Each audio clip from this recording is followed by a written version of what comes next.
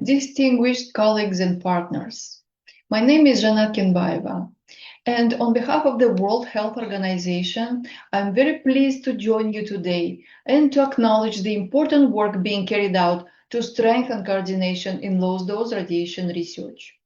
Although WHO's Radiation and Health Program, where I work, is not directly involved in all aspects of this initiative, we do recognize the value of bringing together scientific, regulatory, and public health communities to advance a coherent global understanding of low-dose exposures.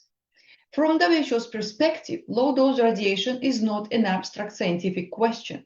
It is a public health issue that affects medical practice, occupational safety, environmental monitoring, and emergency preparedness and response. Our role is to ensure that best available evidence is translated into policies and practices that protect populations, especially those most vulnerable of them.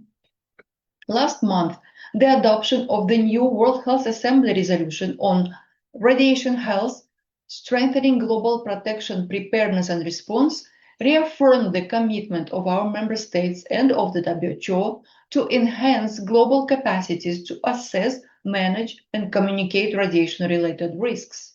This resolution underscores the need for robust science, coordinated research, and evidence-based guidance, which includes, of course, the area of low-dose exposures as well. In this context, WHO's work in this specific area spans several domains, including the following. First, radiation protection of patients and healthcare workers through collaboration with professional societies, regulatory bodies, and international partners to promote justification and optimization in medical imaging and radiotherapy. As the use of radiation technologies expands globally, particularly in low and middle-income countries, the need for clear evidence-based guidance on low-dose exposures becomes even more critical. Secondly, contributing to global assessments of health risks from radiation exposure. Our examples is our experience from major events, including Chernobyl and Fukushima. It has shown that uncertainties around low-dose effects can complicate risk communication by severely damaging public trust and influencing public perception, eventually affecting long-term recovery. So the strengthening scientific basis in this area helps us to provide more consistent and clear messages both to governments and general population.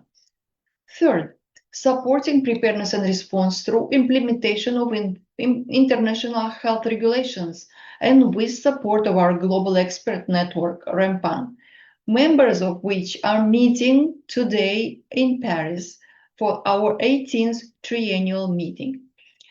Even in emergency context, most exposures to radiation fall within low dose and low dose range. Understanding that their health implications is essential for triage, monitoring, and for long-term follow-up of the affected people is very important. And last but not the least important domain is promoting coherence across the UN system, working closely with our partners such as IAEA, UNSCEAR, ILO, FAO, NEA, and others to ensure that scientific findings on low-dose effects are reflected in harmonized guidance and consistent public health recommendations. Coordination efforts such as this NEA initiative helps to reduce fragmentation and strengthen the global evidence base.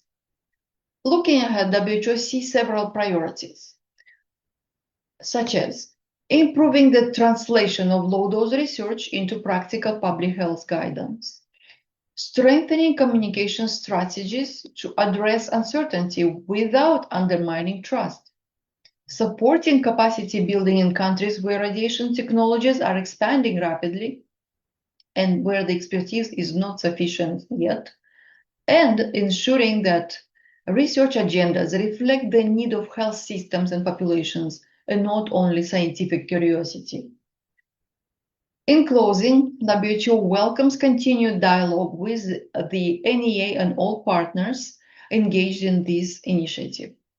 A clearer, more coordinated understanding of low-dose radiation effects will help us to better protect patients, workers, and general public, and ultimately strengthen global health security.